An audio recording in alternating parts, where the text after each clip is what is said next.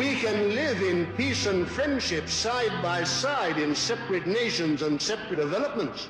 But we cannot have the mix-up of peoples and races who are widely different and divergent. It will lead to nothing but trouble. It will lead to nothing but trouble. This policy of mixture, what does it really mean? It doesn't mean freedom.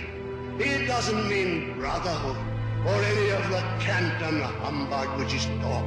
That is just the mask for some of the vilest forces on earth to exploit the peoples in the future as they have done in the past. Every one of us in this hall was old enough to see before the war. Every one of you know what happened.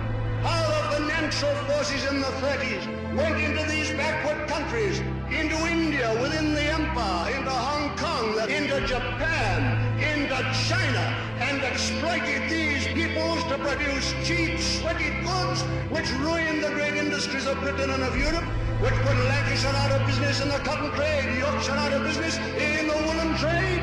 And these poor devils of coolies were exploited for a wage of a few shillings a week. For what purpose? To enable the City of London and Wall Street, New York, to make better profits by sweating the air and helping us.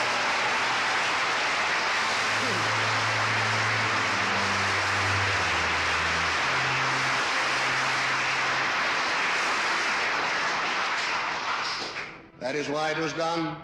That was the whole purpose. And with what result?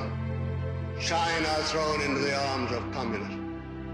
The largest population in the world simply passed as a present to communism. Because if you treat people like that, it's the only possible result. If there's no one to save them, no one to help them, and they've simply been ground into poverty and sweating and exploitation, what can you expect except they go communist as they did? And all these countries which have been exploited, thrown and tossed aside by finance, are now becoming the victims of communism. So finance seeks fresh fields of exploitation. Where do they turn? When the old people are exhausted.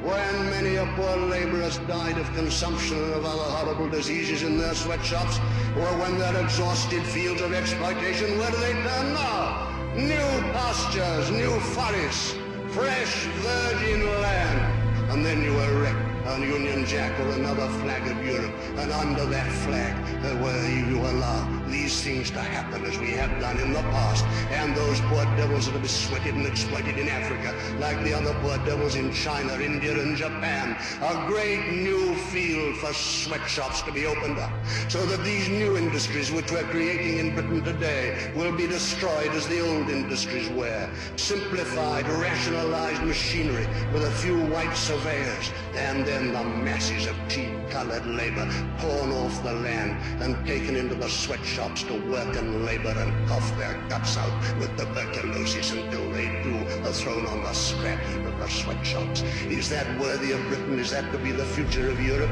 And is this competition to be organized within our European Brotherhood, bringing in these sweat fields in Africa into our Europe civilization so that the financial power in one European country can use it against the financial power in another? All the great financial central power of the world, now shifted from the City of London to Wall Street, New York, shall be able, on the mass of money, of wealth, and of power which it brings to it, again and again to exert its influence in politics, until, as you see today, it is childish nonsense to say that a British government rules Britain.